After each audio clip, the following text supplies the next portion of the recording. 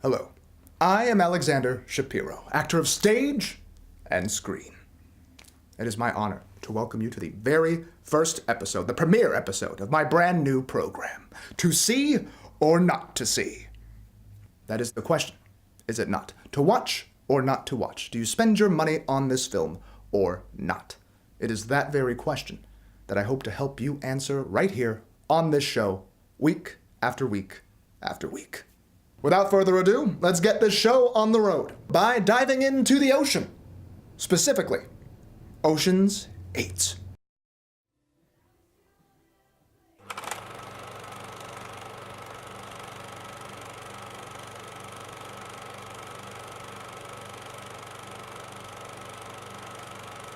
Ocean's 8 is a spin-off of the Ocean's trilogy that was released within the first decade of the 2000s, while that trilogy focused on Danny Ocean, career criminal at large. This movie follows his sister, Debbie Ocean.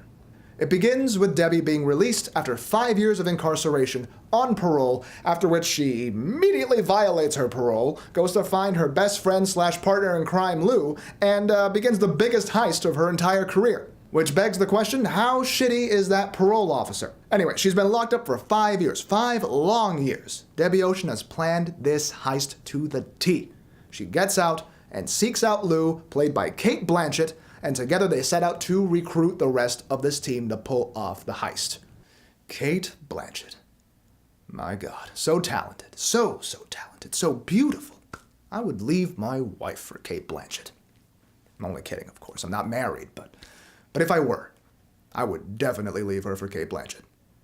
Though, truth be told, I'd probably leave for just about any reason. I have tremendous commitment issues.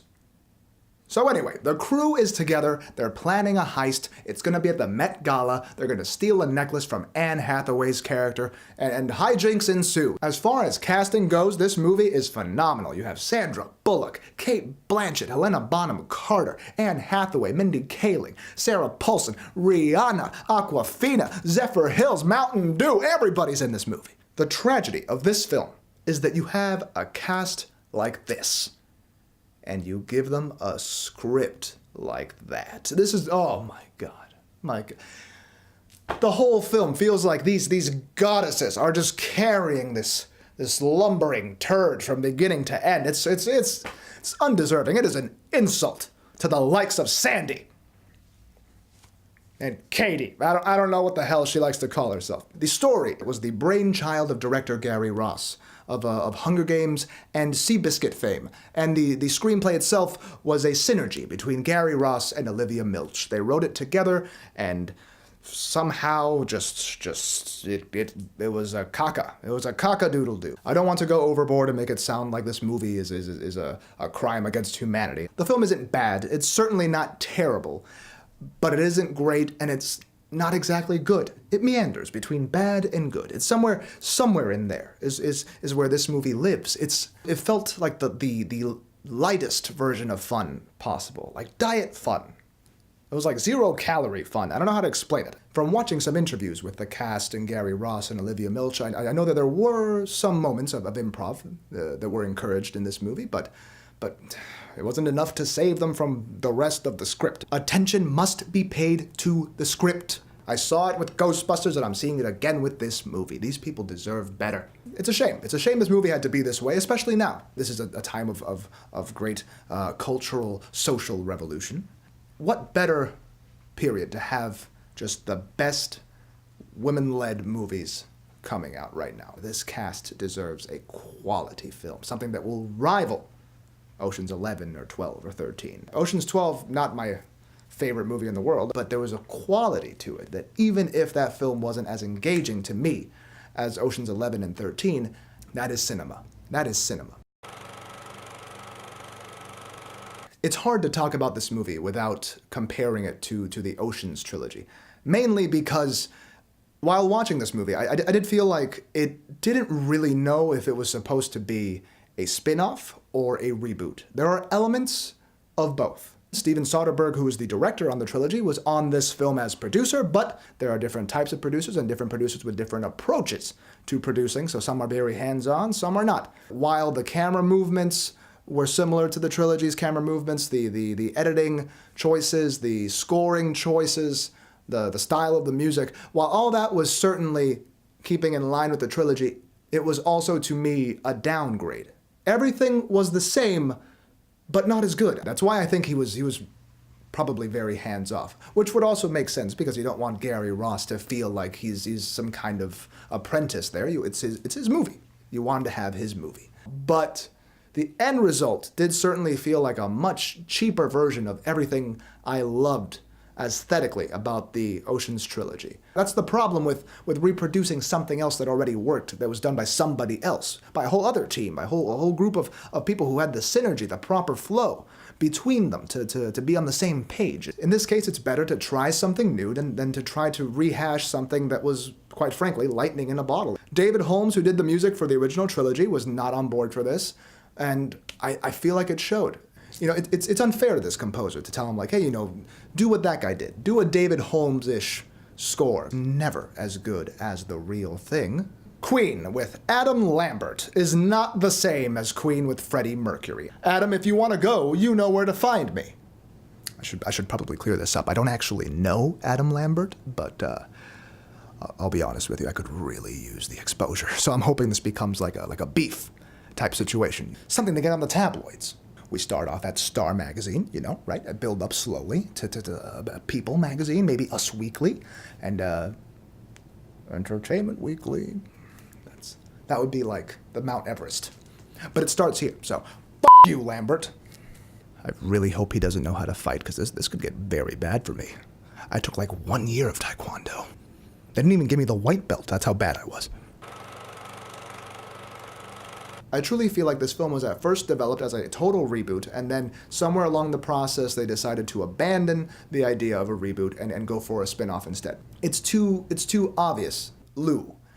She's Rusty Ryan. Aesthetically, it seems like they're fraternal twins. They're reflections of each other. And in Gary Ross's defense, maybe he thought, okay, these elements, we'll just put a touch here, a touch there to make it feel a little bit more like the trilogy, but not too much so that it could still be its own thing. But I think you just make it its own thing or make it a reboot. Don't try this strange kind of interdimensional thing, because it doesn't let these characters feel like they belong in the same universe as the Ocean's trilogy crew. This film had a chance to make a clean slate, but no.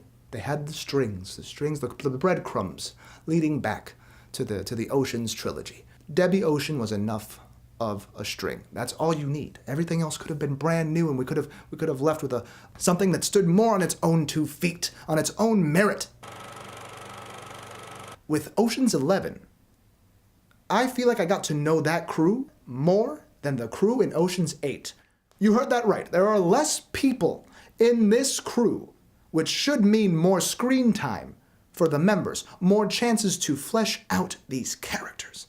But somehow, the characters don't really stand out. That feels like a major fumble. Half of the crew was just a bunch of empty vessels. I'm not saying I needed to know the social security numbers of these characters, but I wanted to know, just get a better sense of how they are. There's not a lot of personality traits being shown. But again, everything Ocean's 8 carried over from the Ocean's 11 trilogy feels like a cover band version of a movie. It's just not the real deal, and you can tell. You feel it, you see it, you hear it. Therein lies the rub, my friends. All right, ladies and gentlemen, I have flapped my gums long enough. It is time for my favorite part. I will rate the movie. To my left, The Mask of Comedy. I liked it, I enjoyed it, watch this movie. To my right, The Mask of Drama. Don't do it. Okay, I have seen the movie, I've told you what I think, and now I will rate it. I give this movie a meh.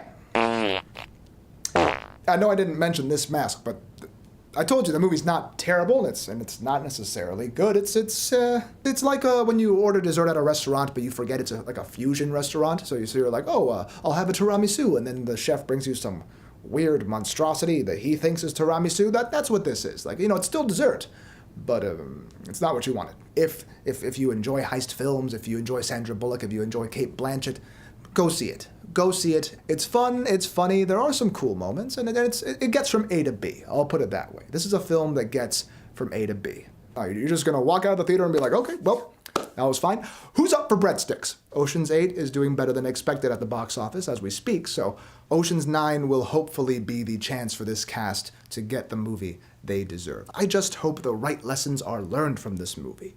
Filmmaking is a difficult endeavor, ladies and gentlemen, and we should never overlook how tricky it is to end up with a finished product that you can be proud of, cast and crew. I know you worked incredibly hard, and I think it's just important to wrap this up by saying that. There were a lot of hardworking people that put their heart and soul into this. So Gary, Olivia, cast and crew of Ocean's 8, my respect for your effort and tireless hard work. Partially because it's what I truly feel in my heart. And partially because, well, I'm very much unemployed. You can't afford to burn bridges in this business, people. There's not that many. When they all break down, now you're an island. And when you're an island, it's porn for you, my friend. Anyway, that is Ocean's 8. Not a terrible movie. Not a great film. Somewhere in between. I want to thank you for watching this show. I am Alekzander Shapiro. You have been watching To See or Not to See. And I will see you next week.